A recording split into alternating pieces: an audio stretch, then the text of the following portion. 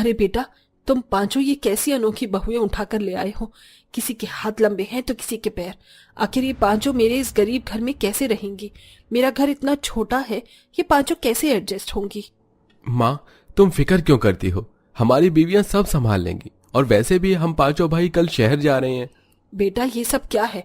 तुम पांचों ने बिना मुझसे पूछे अपनी मर्जी से इन पांचों से शादी कर ली, और ये बिना मुझे बताए तुम पांचों शहर जा रहे हो। ये सब क्या हो रहा है? क्या तुम्हें नहीं लगता कि तुम्हें फैसले लेने से पहले मुझसे पूछना चाहिए था? माँ, अब आपके पांचों बेटों के कंधों पर उनकी बीवियों की जिम्मेदारी आ गई है। बस इसलिए हम शहर जा रहे हैं। और अब आपको अपने साथ साथ हमारी बीवियों का भी ख्याल रखना होगा। और हमें माफ कर दो माँ, क्योंकि न हमने आपसे कुछ पूछा और ना ही आपको कुछ बताया। माँ जी, क्या आप हमसे इतनी नाराज हैं कि आप हमारा गृह प्रवेश भी नहीं करवाएंगी? बहू, इन तीनों का तो मैं फिर भी गृह प्रवेश करवा दूंगी, पर तुम दोनों का कैसे गृह प्रवेश करवाऊं? एक की टांग लंबी है तो दूसरे की गर्दन।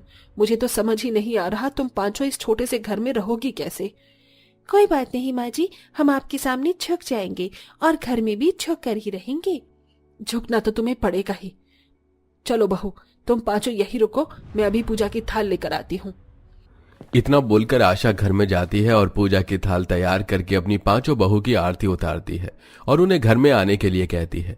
पर जैसे ही नेहा और आरती घर में आने लगती हैं, वो दोनों दरवाजे की चौखट में अड़ जाती हैं, जिसे देख आशा अपने पांचों बेटों से कहती है, बेटा, ये दोनों तो अंदर ही नहीं आ पा रही। घर में आने के बाद खड़ी कैसे रहेंगी? घर के काम कैसे करेंगी? मेरा तो सब कुछ सोच कर ही सर दर्द हो रहा है। आशा की बात सुनकर नेहा और आरती झुक जाती हैं और घर में आती हैं। घर की छत काफी नीचे थी, जिस वजह से वो दोनों आते ही जमीन पर बैठ जाती हैं। तो वहीं दूसरी ओर शीला को खाने की खुशबू आती है और अंजलि को कुछ सामान बेचने वाले की आवाज आती है। आसपास में कुछ अच्छा बन रहा है, बहुत अच्छी खुशबू आ रही है मुझे। अच्छा माँ जी, आपको दही भल्ले खाने हैं क्या? अगर आपको खाने हैं तो आप मुझे बता दो, मैं आपको दिला दूंगी, क्योंकि अभी 5 मिनट में हमारे घर के बाहर दही भल्ले वाला आ जाएगा। देख ले बेटा, तेरी बीवी खुले आंखों से सपने देख रही है।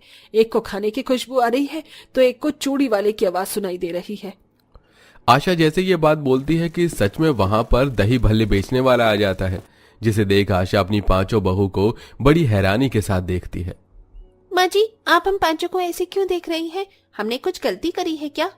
बहू, मुझे लगा सिर्फ तुम पांचों दिखने में अजीब हो, पर मैं ये नहीं जानती थी कि शीला बहू और अंजलि बहू के नाक कान ना सिर्फ लंबे हैं बल्कि बहुत तेज भी हैं। माँ, अब आपको समझ में आया हमने इन पांचों से क्यों शादी करी। आप इन पांचों की जिस कमियों को देखकर मुंह बना रही थी, हमने उन कमियों में इनका वो टैलेंट देखा है जो शायद किसी ने नहीं देखा। अगर देख लिया होता तो आज ये पांचों हम भाइयों की बीवियां न होती। रवि की बात सुनकर आशा कुछ नहीं बोलती और मुंह बनाकर घर से बाहर चली जाती है और घूमते घूमते आम के बगीचे में चली जाती है। आम के पेड़ से कुछ कच्चे आम तोड़ने लगती है, पर हाइट कम होने की वजह से वो आम तोड़ नहीं पाती। गांव के शैतान बच्चों ने नीचे के सारे कच्चे आम तोड़ लिए। अब इतने ऊपर के आम कैसे तोड़ूं मैं? दीदी, हमें भी आम के बागीचों में जाना चाहिए। माँ जी खेत में है, उन्हें आम तोड़ने में दिक्कत हो रही है। फिर तो माँ जी को मेरी जरूरत है, मुझे जल्दी जाना होगा। हाँ सरोज, जल्दी जाओ। इतना बोलकर सरोज अपनी सास के पास जा पहुंचती है और अपने लंबे हाथों से सारे कच्चे आम तोड़ लेती है। जिसके बाद अंजलि आशा के साथ घर आती है और आम काट कर उसे सूखने के लिए रख देती है। अब इसी तरह से कुछ दिन बीत जाते हैं और एक दिन घर में एक भी खाली डिब्बे नहीं है, मिल ही नहीं रहे। मैंने सारे खराब डिब्बे पता नहीं कहाँ रखे हैं। मेरे पास इतने भी पैसे नहीं है कि मैं दुकान से जाकर डब्बे खरीद के ला सकूं। मेरे अचार कहीं खराब ना हो जाए। इन अचार को बनाकर ही तो मैं मार्केट में बेच पाती हूँ और कुछ पैसे कमा पाती हूँ। माँ जी, आप फिक्र क्यों करती है? आपकी 5 बहू है ना, मैं अभी आपका काम आसान कर देती हूँ। नेहा बैठी बैठी अपनी लंबी गर्दन से घर का हर एक कोना देखती है, पर उसे कहीं भी खाली डिब्बा नजर नहीं आता। जिसके बाद वो बाहर आकर घर की छत पर देखती है और उसे कुछ खाली डिब्बे नजर आते हैं। अब जल्दी से नेहा सरोज को बुलाती है और सरोज अपने लंबे हाथों की मदद से वो खाली डिब्बे उतार कर अपनी सास को दे देती है। थैंक यू बहू, मेरी मदद करने के लिए। माँ जी, इसमें धन्यवाद बोलने जैसी कोई बात नहीं है, और मेरी गर्दन लंबी है तो इसका थोड़ा सा तो फायदा हम उठा ही सकते हैं। और वैसे भी मैं आपकी बहू हूँ, मेरा फर्ज बनता है आपकी मदद करना। वैसे बहू, मैंने तुम पांचों को जितना बेकार समझा था, तुम सब उतनी बेकार हो नहीं। तुम पांचों दिल की बहुत अच्छी हो और घर के काम भी बहुत अच्छे से कर लेती हो। माँ जी, हमें खुशी है कि आपने हमें अपना लिया। हाँ बहू, तुम पांचों ने मेरा दिल जीत लिया।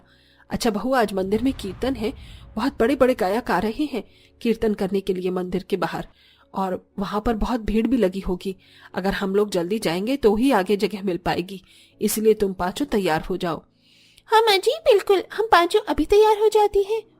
इस तरह आशा की पांचों बहुएं तैयार होने लगती हैं, पर उन्हें तैयार होने में समय लग जाता है। और जब तक वो लोग मंदिर पहुंचते हैं, वो देखते हैं कि काफी भीड़ जमा हो चुकी है। और क्योंकि आशा की हाइट बहुत कम थी, इसलिए उसे मंदिर में हो रहा प्रोग्राम नजर नहीं आता। बहू, मैंने तुम पांचों से कहा था समय से तैयार हो जाओ, पर फिर भी तुम पांचों ने मेरी एक नहीं सुनी। देखो मंदिर के बाहर कितनी भीड़ लगी हुई है, और पीछे खड़े होने की वजह से अब मुझे कुछ नजर ही नहीं आ रहा। पर माँ जी, मुझे सब नजर आ रहा है। बहू, तुझे तो सब नजर आएगा ही। तूने अपने पैर देखे हैं? हाँ माँ जी, मुझे मालूम है कि मेरे पैर बहुत लंबे हैं, पर आप फिक्र मत करो, मैं आपको ऊपर उठा लेती हूँ, फिर आपको भी सब नजर आएगा। क्या बहू, तू मुझे ऊपर उठाएगी? अरे लोगों ने देखा तो क्या सोचेंगे? माँ जी, आप इतनी दूर से आई हैं यहाँ का कीर्तन देखने के लिए, इसलिए ये सब मत सोचो। इतना बोलकर आरती अपनी सास को ऊपर उठा लेती है और आशा मंदिर में हो रहे कीर्तन भजन को आराम से देखती है।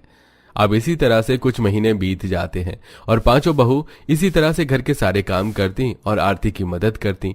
ऐसे ही एक रात आशा के पांचों बेटे गांव वापस आ रहे होते हैं, पर घर से कुछ दूरी पर एक ढाबे के बाहर ही कुछ गुंडे उन पांचों को घेर लेते हैं। अरे देख, तेरे पास जो कुछ है चुपचाप से सब निकाल और हमें दे दे, वरना हम तेरा खेल यहीं खत्म कर देंगे। माँ जी, हमारे पांचों पति गांव में आ चुके हैं और वो पांचों मुसीबत में हैं। उन्हें कुछ गुंडों ने घेर लिया है और उनके आसपास से बर्तन की आवाज आ रही है, पर मुझे समझ नहीं आ रहा कि वो पांचों कहाँ हैं। हमें जल्दी से जाकर उनकी मदद करनी होगी। मुझे खाने की खुशबू आ रही है, हो ना हो वो आसपास के किसी ढाबे के पास हैं। तुम सब रखो, मैं घर के बाहर जाकर देखती हूँ कि हमारे पति कौन से ढाबे के बाहर हैं। इतना बोलकर नेहा घर के बाहर जाती है और अपनी लंबी गर्दन की मदद से अपनी पांचों पतियों को ढूंढती है, और वो देखती है कि अगली गली में ही एक ढाबे के बाहर उनके पांचों पति हैं, जहां गुंडे उनसे उनका सामान छीन रहे हैं। ये देख नेहा अपने परिवार से कहती है, माँ जी, हमारे पति अगली गली में जो भुक्कड़ का ढाबा है ना, वहां पर हैं। हमें जल्दी से चलना चाहिए, उन्हें हमारी मदद की जरूरत है। इस तरह आशा अपनी पांचों बहू के साथ उस ढाबे पर आती है और वहां जाते ही सरोज अपने लंबे हाथों की मदद से उन गुंडों को पकड़ लेती है, और आरती अपनी लंबी टांगों से उन गुंडों को इतना जोर के लात मारती है कि वो सारे गुंडे वहां से काफी दूर जाकर गिरते हैं। इस तरह पांचों बहू मिलकर अपनी पतियों की रक्षा करती हैं और वो सब सही सलामत घर आ जाते हैं। बहू, आज तुम पांचों ने कमाल कर दिया।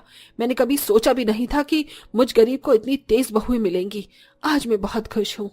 माँ, आपके चेहरे की खुशी साफ साफ बयां कर रही है कि आपने अपनी पांच बहू को कब का अपना लिया है।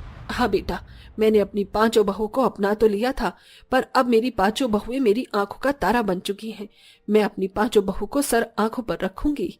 उस दिन के बाद से आशा अपनी पांचों बहू की बहुत इज्जत करती है और उनकी हर बात मानती है। तो वहीं आशा की पांचों बहुएं भी अपनी सास की खूब सेवा करती हैं। दोस्तों, आपको कौन सी वाली अनोखी बहू ज्यादा अच्छी लगी? उस बहू का नाम कमेंट करके जरूर बताइएगा।